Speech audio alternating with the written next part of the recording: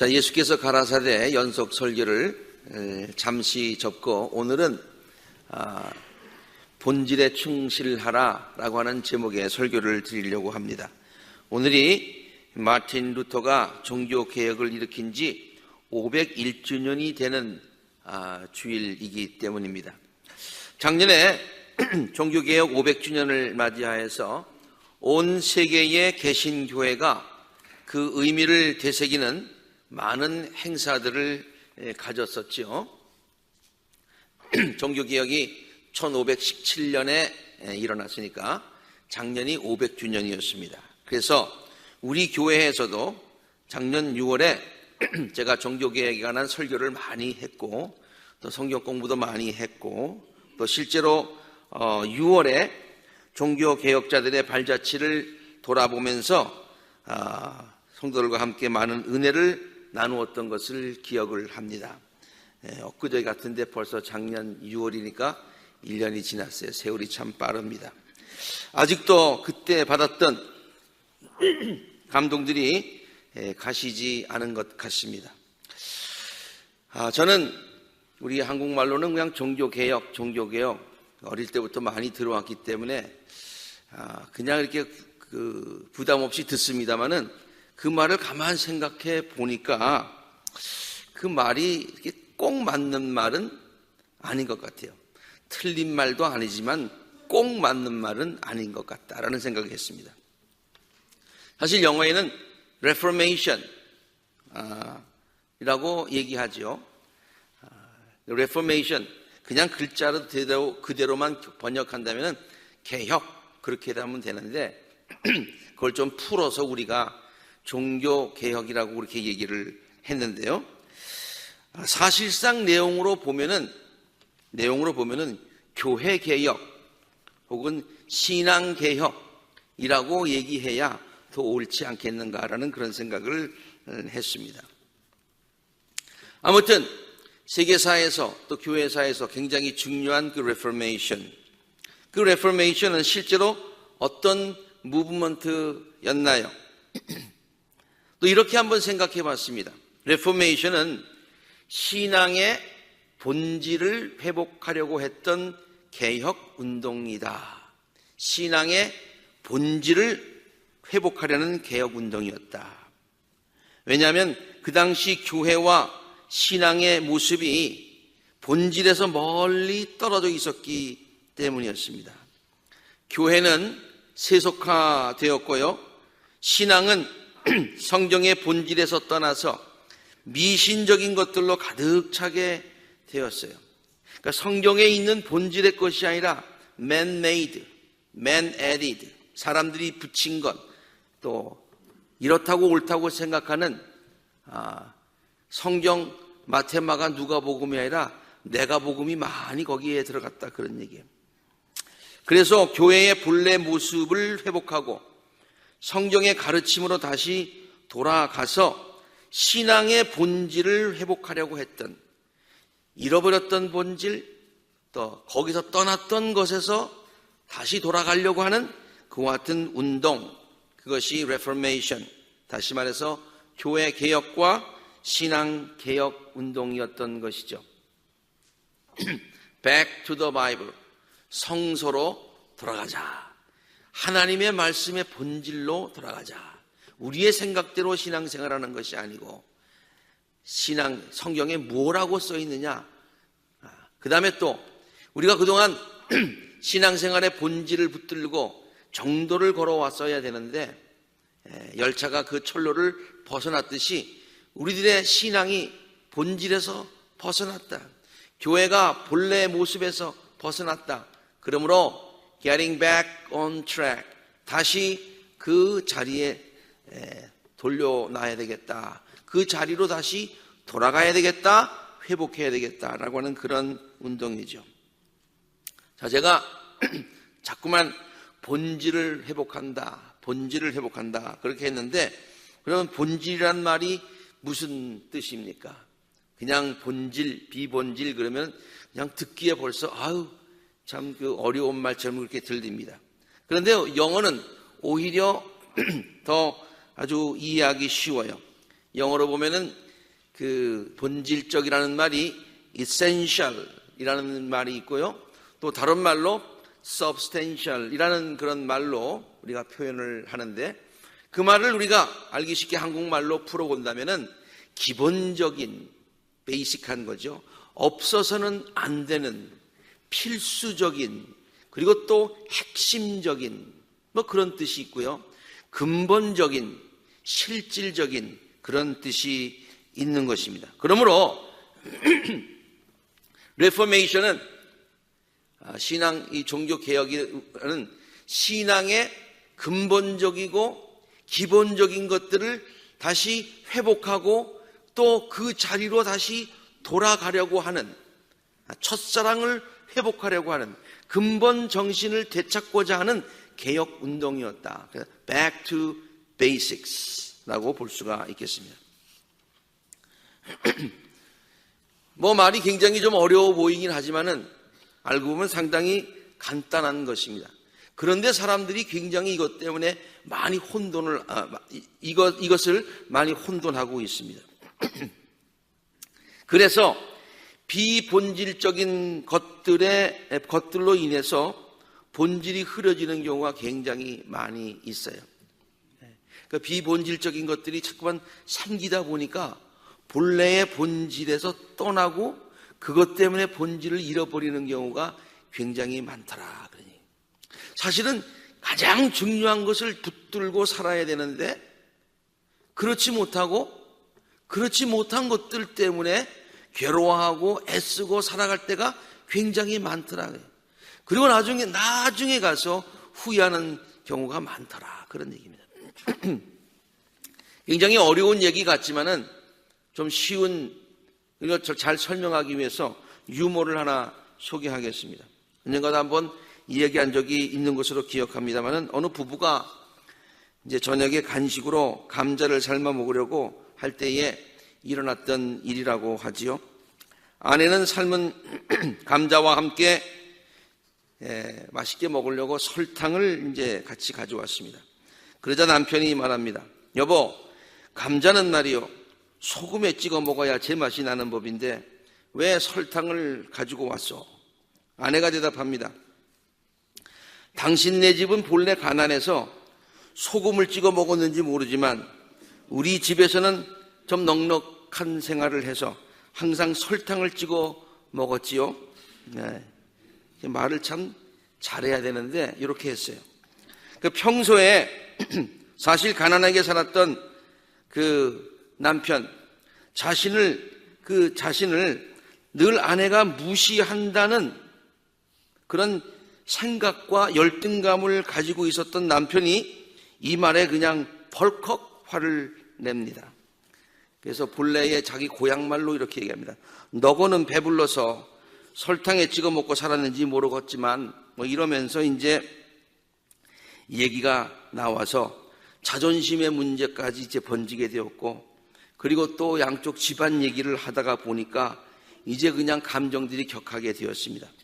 그래서 결국 둘은 이혼을 하려고 법정에까지 가게 되었다고 합니다. 그냥 유머니까 들으세요. 네. 사연을 다 듣고 난 판사가 다음과 같이 말했다고 하지요. 네. 나는 고추장에 찍어 먹는데 뭐 이렇게. 본질 비본질, 그러니까 뭐 형이상학적이고 철학적이고 그래서 이해하기 어렵고, 그게 아니라 이렇게 별거 아닌 것 가지고 본질을 잃어버리는 것, 부부간의 사랑, 아름다운 행복, 이게 중요한데 그거 뭐 소금 찍어 먹으면 어떻고 고추장 찍어 먹으면 어떻고 설탕 찍어 먹으면 어떠냐요. 일부 예배 끝나고 나서 어느 분이 저한테 물어보더라고요. 목사님은 뭘 찍어 드세요? 그렇게. 그래서 그냥 whatever available, 뭐든지 있는 대로 찍어 먹습니다. 우스운 얘기 같지만은 우리 이렇게 사소하지도 않은 중요하지도 않은 사소한 것 때문에 목숨을 걸 때가 굉장히 많이 있어요. 안 해도 되는데 그럴 때가 많이 있어요. 좀 어려운 말로 표현하자면은 비본질적인 문제들 때문에 본질적인 것을 잃어버릴 때가 많이 있다는 말이죠. 어려운 말을 쉬운 말로 풀었다가 다시 어려운 말 하는지 모르겠지만은, 목회를 하면서 안타깝게 느끼는 것이 있습니다. 그것은 교인들이 신앙생활을 하다가 시험 들 때가 있지요. 그런데 그 시험 드는 이유를 보면은 본질적인 어떤 그 문제로 갈등하다가 시험에 드는 경우보다는 대부분의 경우 신앙과는 별 상관이 없는 비본질적인 문제로 인해서 시험 든다고 하는 거예요. 목사는 매 주일날마다 이렇게 본질적인 것, 무엇이 중요하다는 얘기를 막 하는데, 이것 때문에 고민해서 시험 드는 것보다 이것과는 전혀 상관없는 것 때문에 시험 들 때가 많이 있어요. 심지어 비본질적인 문제로 인하여서 가장 중요한 본질인 신앙에서 멀어지는 경우도 있고, 어떤 때는 버리는 경우도 있더라, 그런 얘기예요. 사소한 인간관계의 갈등으로 인해서 본질인 신앙에서 멀리 떠나는 경우가 있습니다. 나를 무시한다, 나를 알아주지 않는다, 나의 자존심을 상하게 한다, 뭐 그런 것들이에요. 또 많은 경우에 있어서 교회 직분이요, 또 직책이 중요하지 않다는 말은 전혀 아닙니다. 이 교회 생활할 때 직분과 직책이 굉장히 중요하지요. 또 그래야 그것 가지고 사명, 봉사활동을 할 수가 있으니까 그래요. 그런데 그런 것들이 신앙의 본질은 아니잖아요. 네. 그냥 그것 없이도 봉사할 수 있잖아요. 하나님께 영광 돌리는 것이 더 중요하잖아요. 그런데 많은 경우에 있어서 그것 때문에 교회가 어려움을 당할 때가 많이 있습니다. 또 본질적인 것과 비본질적인 것을 구별하지 못하는 이 당사자들도 신앙생활에 큰 시험을 당하는 경우를 많이 보았습니다. 그 외에도 신앙생활에 비본질적인 것들을 열거하자면 끝도 없이 많을 것입니다. 굉장히 작은 것들인데 그것 때문에 넘어져요. 그것 때문에. 이 시간 한번 곰곰이 한번 생각해 보시기를 바랍니다.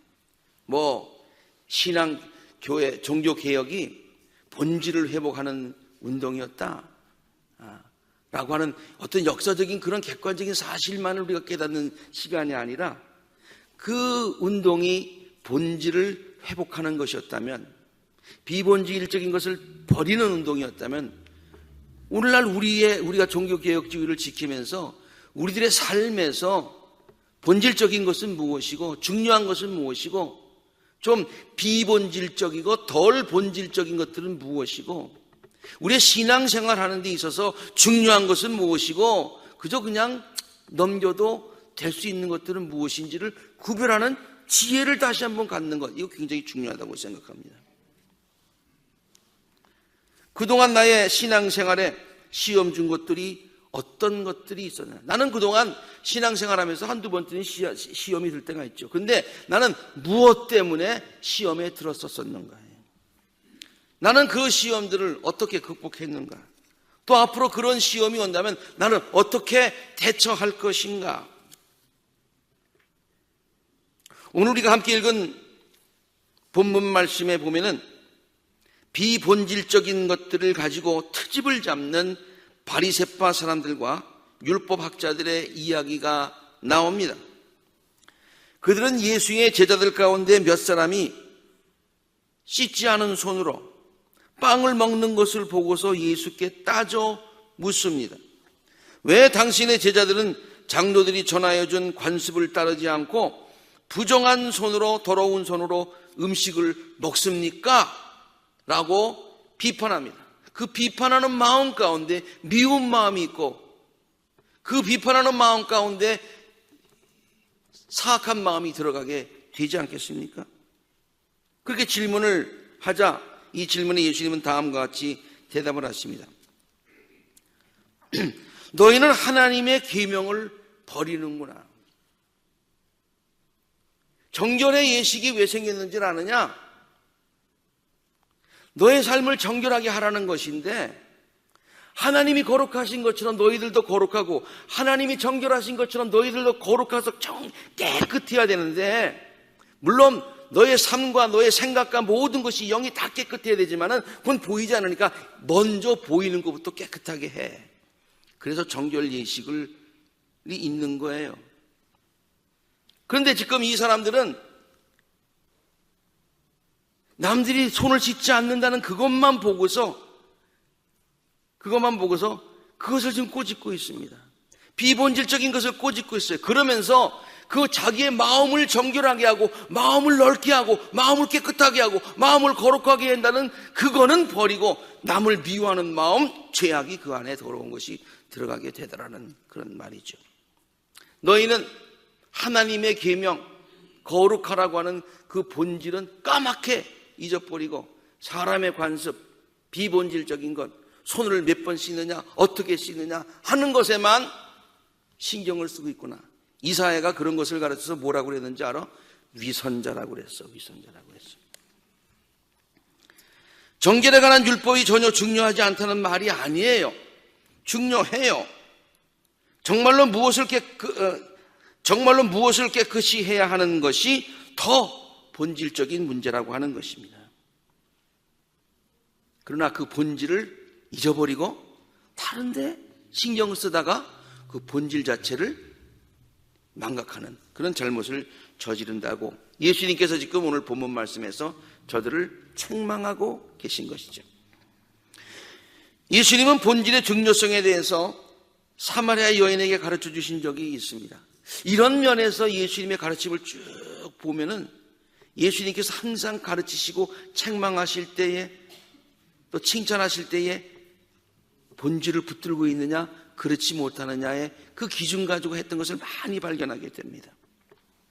사마리아 여자가 예수님께 나와서 이렇게 묻죠. 우리 조상은 이 산에서 예배를 드렸습니다. 그리심산에서 지금 예배를 드리고 있는 거예요. 그런데 선생님네 사람들은 예배 드려야 할 곳이 예루살렘에 있다고 합니다. 거기서만 예배 드려야 한다고 합니다.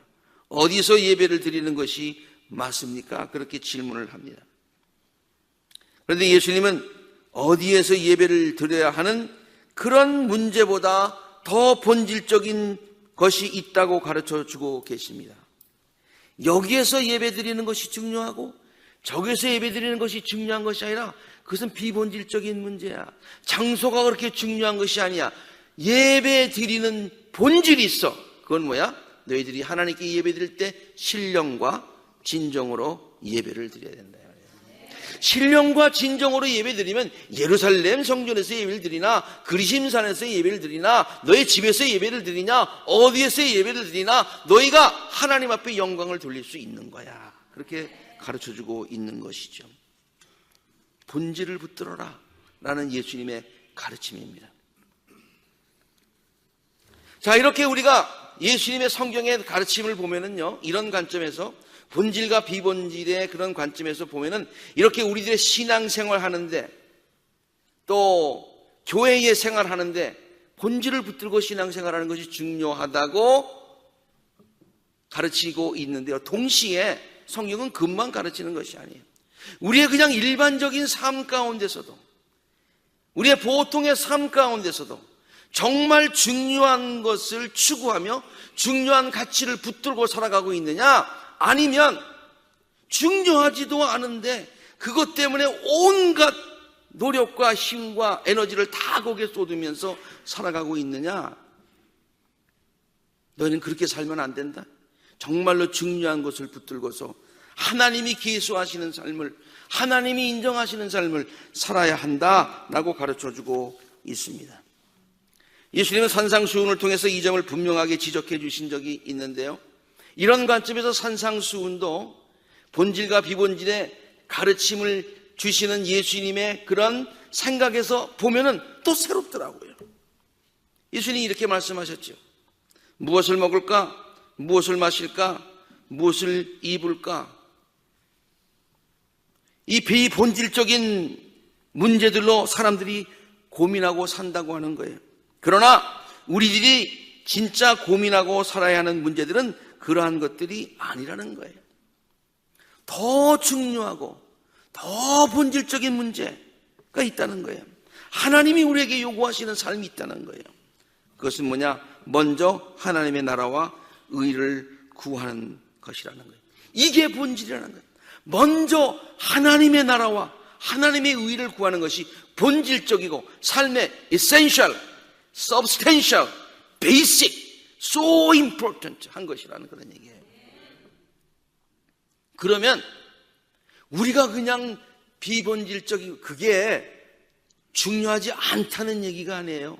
중요하지 않다는 얘기가 아니에요. 그보다 더 중요한 본질이 있다는 얘기예요. 그러면 그것을 추구하고 살면 나머지 그것들이 너희들의 삶에 애도 될 것이다. 그리하면 이 모든 것들을 너에게 더하여 주실 것이다. 영어 성경에 보면 이 모든 것들이 너에 그냥 붙어올 것이다. 그렇게 얘기해서 붙어올 것이다. 그러나 그것들을 비본질적인 것들을 추구하며 살다 보면 본질을 놓쳐. 그리고 마지막에 솔로몬처럼 헛되다고 후회할 때가 있을 거야. 그러나 본질을 붙들고 살면 나머지는 그냥 will be added unto you. 너에게 그렇게 다가온다는 거예요. 이러한 관점에서 바울의 서신서도 읽어보니까 바울도 이런 고백을 했더라고요. 나는 그리스도 때문에 나에게 이루어왔던 모든 것들, 내가 정말로 본질적인 것, 중요하다고 생각했던 것, 그냥 모든 중요하다고 생각했던 모든 것들을 다 해로운 것으로 여기게 되었다고 해서 해로운 것으로. 이게 나에게는 중요하지 않다는 것을 나는 이제 깨달았다는 거예요. 뭐가 중요하냐? 그리스도를 아는 지식이 가장 중요하다.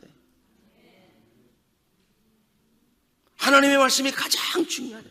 하나님의 뜻대로 사는 것이 가장 중요하다. 이것들이 가장 중요한 본질적인 것이기 때문에 나는 그 밖에 모든 것들, 가로에 있는 것은 제가 썼습니다. 비본질적인 모든 것들은 다 이제는 해로 여깁니다.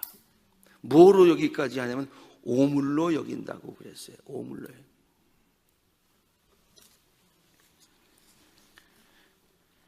일부 예배 끝나고 나니까 어느 장로님이 저에게 찾아오셨어요. 최근에 이사를 하셨어요. 이사를 하시고 오늘 목사님의 이사를 하는 과정 가운데서 오늘 목사님 설교를 듣고 나니까 그 설교가 정말로 맞다는 것을 깨달았습니다. 짐이 엄청 많다. 엄청 많다. 근데 조금 규모를 줄여서 이제 이사를 하시는데 가장 중요한 것들을 몇 개만 가져가자 그러니까 중요한 게 그렇게 많지가 않더라는 거예요. 엄청나게 많다는 거예요. 엄청나게 많다. 다 하나하나 비싼 돈 주고 산 것들이에요. 그렇죠? 네. 가정이 되기 위해서 비싼 집, 고급차, 크고 좋은 TV가 꼭 뭐 있으면 좋지만 꼭 있어야 되는 것은 아니에요. 행복한 가정을 구성하는데 그것이 본질적인 것은 아니다 그런 얘기예요. 가정의 본질은 부부간의 사랑, 자녀에 대한 사랑과 격려, 희생입니다. 그런데 이 세상 사람들이 지금 현재 세상의 풍조는요, 본질보다 비본질이 더 인기가 있는 세상에 우리가 살고 있어요. 많은 사람들은 본질적이지도 않은 것들을 추구하면서 부와 명예와 권력과 이런 것들을 더 좋은 것, 더 편한 것 추구하면서 살아가는 것이 세상 풍조가 되었다는 얘기예요. 풍조가 되어야 돼요.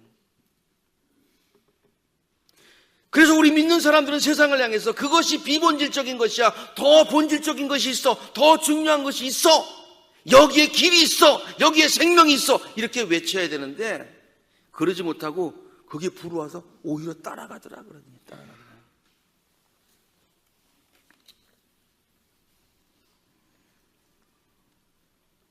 본질적인 것들이 회복되어야 되는 줄로 믿습니다. 나의 삶에 내가 정말로 귀한 것을, 중요한 것을 붙들고 살아가고 있는가?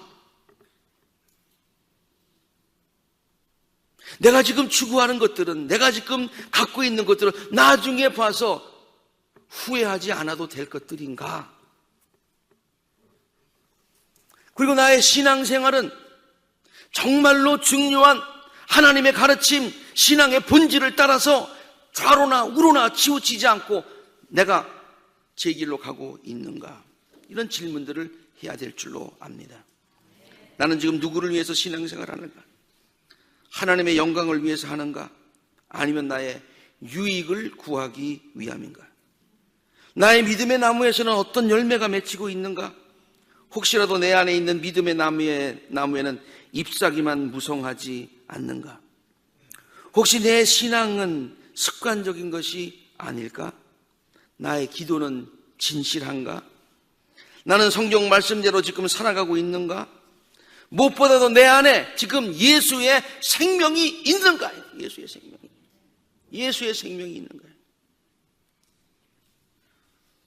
나는 신앙의 본질을 붙들고 있는가? 아니면 신앙의 비본질적인 껍데기만 가지고 있는 것은 아니냐? 우리들의 삶의 본질을 회복하면 생명력이 넘치게 됩니다. 우리들의 신앙생활의 본질을 회복하면 기쁨이 넘치게 됩니다. 본질을 회복하면 기쁨이 넘치고, 왜냐하면 하나님께로부터 인정받고 많은 사람들이 맨 처음에는 잘 모르지만 나중에 가서는 와, 정말로 굉장했어 인정해 주기 때문이죠. 한때 한국에서, 지금은 안 하는 것 같아요. 지금은 어떤 프로가 있는지는 모르겠습니다만 폭발적인 인기를 불러일으켰던 TV 프로그램이 있었어요. 저도 음악을 좋아하기 때문에 한번 보고서 폭 빠져서 그 다음 또 프로 기다리고 다음 프로 기다리고 그게 나는 가수다, 그런 프로였어요. 나는 가수다. 저는 그것을 보면서 왜 저 프로그램이 많은 사람들에게 그렇게 큰 감동을 줄까, 그렇게 생각했어요. 저는 그 프로그램을 보면서 은혜까지 받지는 않았지만 감동은 상당히 받았던, 가수가 나와서 부를 때마다 감동받았어요.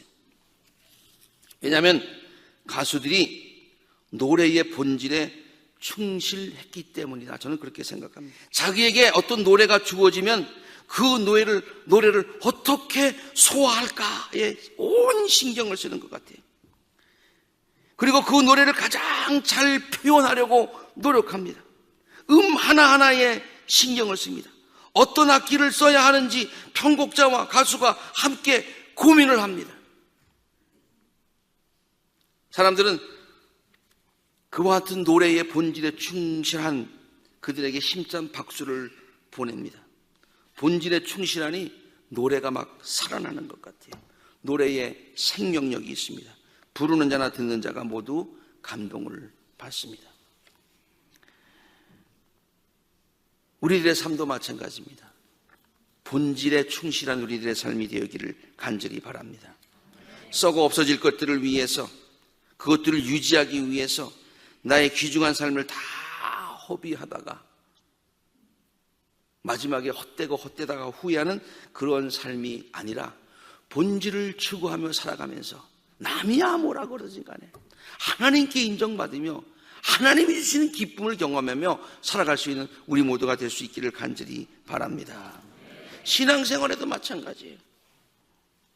그래서 신앙생활을 하면서 하나님의 말씀에 충실해서 좌로나 우로나 치우치지 않고 그 말씀을 붙들고 살아갈 수 있는, 그리고 그 말씀을 우리의 삶에 잘 표현하도록, 그래서 하나님의 영광이 우리들의 말과 행동을 통해서 나타날 수 있도록 그러한 본질에 충실한 삶을 살아서 하나님께는 영광이 되고 하나님께 인정받고 결국에 가서는 많은 사람들에게 사랑과 칭찬을 받으시는 우리 아콜라자단의 모든 성도님들이 되시기를 본질에 충실하라고 여러 각도에서 여러 차례 우리에게 권면하여 주신 예수 그리스도 이름으로 간절히 축원합니다. 기도하시겠습니다.